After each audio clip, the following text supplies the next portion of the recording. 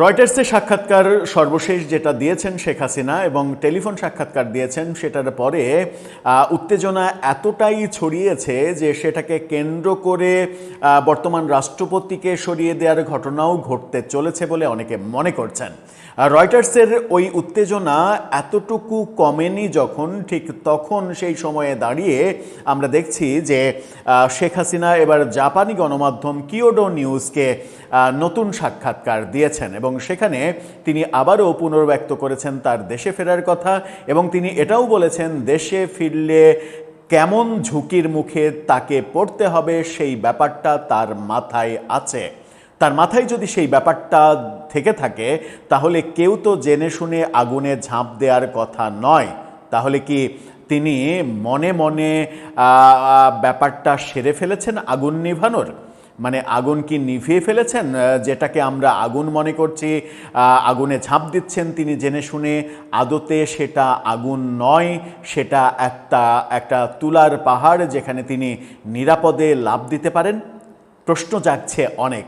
চলুন, জাপানি গণমাধ্যম কিয়োডো নিউজকে শেখ হাসিনা নতুন সাক্ষাৎকার যেটা দিলেন, যেটা নিয়ে আবার বাংলাদেশের গণমাধ্যমও নতুন করে খবর করেছে। এখন আবার সরকার আবার নতুন করে বলবে কিনা যে শেখ হাসিনার বক্তব্য প্রচার করলে সেই গণমাধ্যমের ওপরে সরকার চড়াও হবে, এরকম বক্তব্য আসবে কিনা সেটাও একটা বড় ব্যাপার।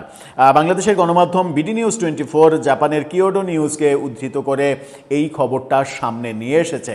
কিয়োডো নিউজেও এই খবরটা আমরা দেখেছি। চলুন একটু বুঝে দেখি যে শেখ হাসিনা এবার নতুন সাক্ষাৎকার, যে সাক্ষাৎকারটা আবার ইমেল সাক্ষাৎকার দিয়েছেন তিনি, সেখানে নতুন কি কথা বলছেন। থাকবেন পলিটিক্স টিভির নিয়মিত আয়োজনে।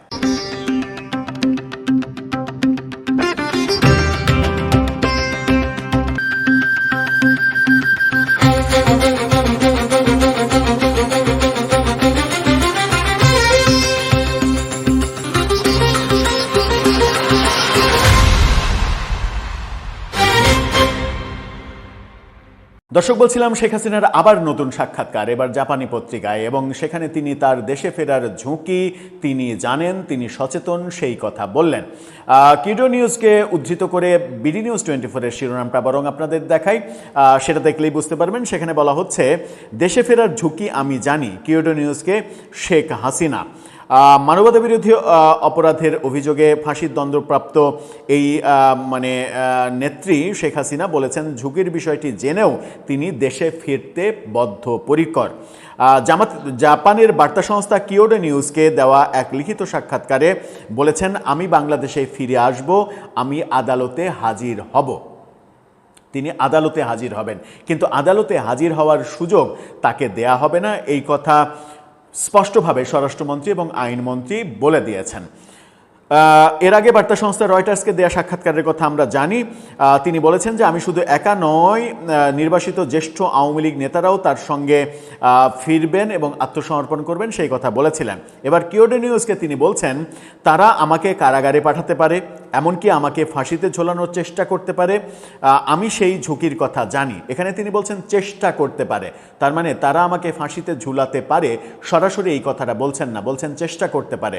তার মানে এখানে অনেক যদি কিন্তু কাজ করছে তার মনের মধ্যে এবং তার প্রিপারেশনের মধ্যে। ছাত্র জনতার যে অভ্যুত্থান, সেই অভ্যুত্থানের পরে তার বিচারের প্রক্রিয়াগুলো আমরা সবাই জানি।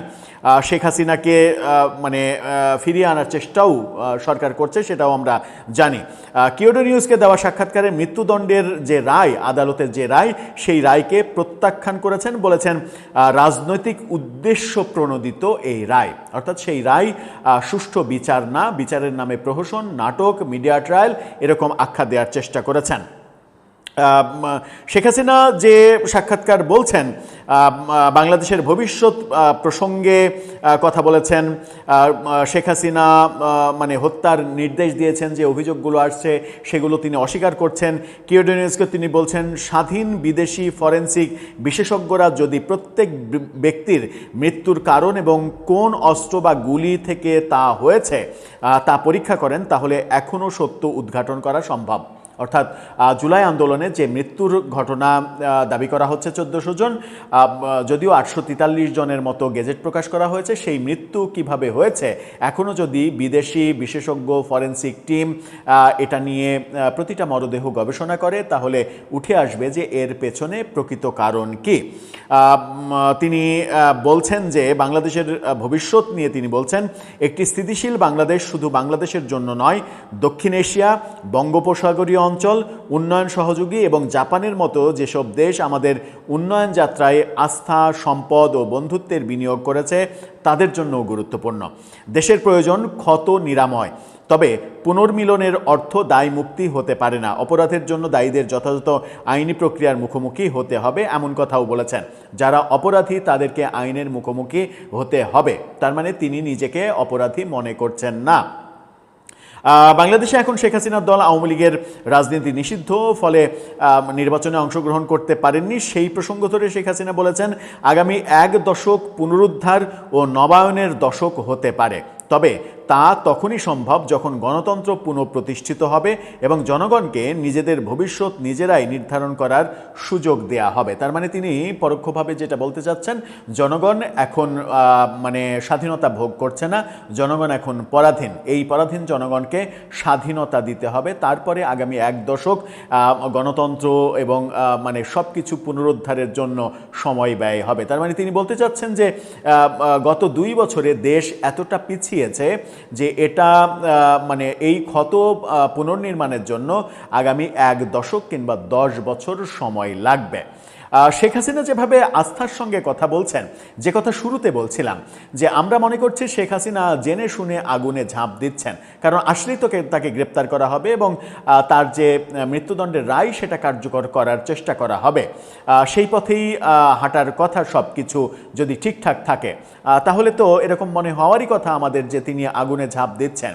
কিন্তু তিনি এতটা কনফিডেন্টলি যখন বলছেন যে তিনি ফিরবেনই, এগুলো মোকাবেলা করবেনই, তখন কি এর পেছনে অনেক যদি কিন্তু রয়েছে? মানে ব্যাপারটা কি এরকম যে যেটাকে আমরা আগুন মনে করছি সেটা আসলে আগুন না, কিংবা বিদেশি লবিংগুলো এতটা শক্তপোক্ত করে ফেলেছেন তিনি যে নিজেকে আর বিপদের মধ্যে আছেন এটা মনে করছেন না।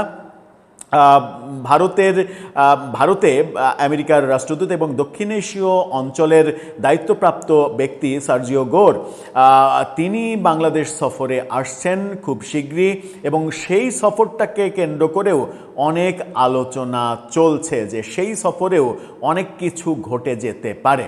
সব মিলিয়ে আমাদের কাছে ব্যাপারগুলো এলোমেলো লাগছে। শেখ হাসিনার ফিরতে চাওয়া, সমূহ বিপদ অনুমান করেও ফিরতে চাওয়া, সরকারের নানা ধরনের উদ্বেগ, প্রস্তুতি, রাষ্ট্রপতিকে সরিয়ে দেয়া, কেন যেন একটু এলোমেলো লাগছে সব কিছু। তাহলে কি এলোমেলো পরিস্থিতির দিকেই আমরা যাচ্ছি? দর্শক, আপনার মতামত জানিয়ে লিখতে পারেন আমাদের কমেন্ট বক্সে।